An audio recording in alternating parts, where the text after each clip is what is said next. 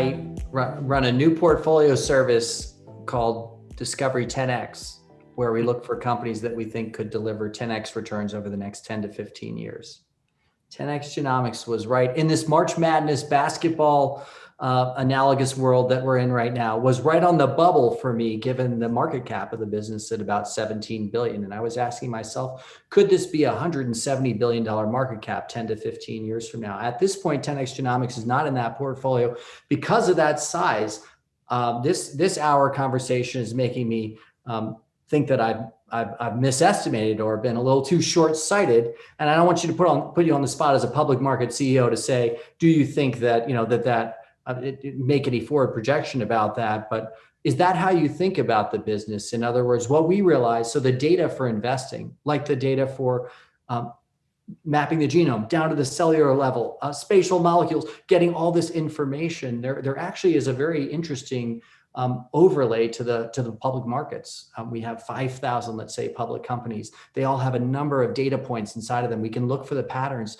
We want to find Parkinson's earlier or cancer earlier so that we can get in and find what are the connections in those cells that cause these outcomes down the line, and how can we, well, if you're a consultant, how do we correct those organizations earlier? But as an investor, how do we find those good patterns earlier and earlier in the mix?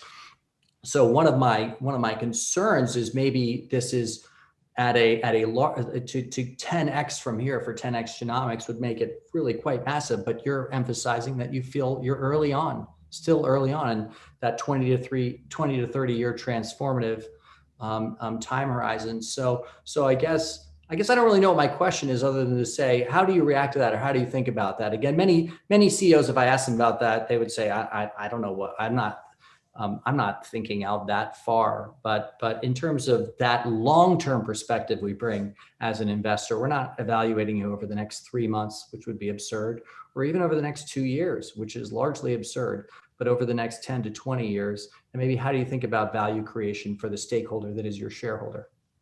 Yeah, no, like I said before, I do take the long-term view, and I do think that this is, the reason we talk about this being the century of biology is because I think this is the biggest value creation opportunities that are going to be happening or in the coming decades. It's here. So if you look back to, like late 90s, and I think a lot of people had roughly the right thesis, right? The internet was going to revolutionize things. It's going to be the story for the next couple of decades.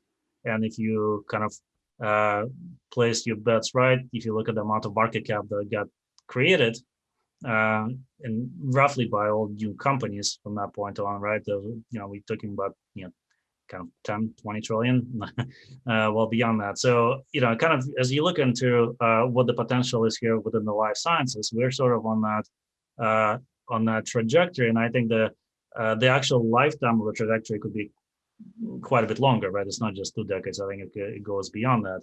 And so when I think, and the point of highest leverage, what actually is going to drive the revolution in the life sciences, fundamentally, it is the new technology, right? Because that's the thing that drives new scientific knowledge, which ultimately drives cures and ultimately transforms healthcare.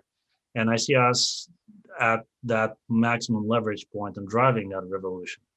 And then, of course, the question is like making sure that we collect the right sort of economics that can measure it with the change that we're driving.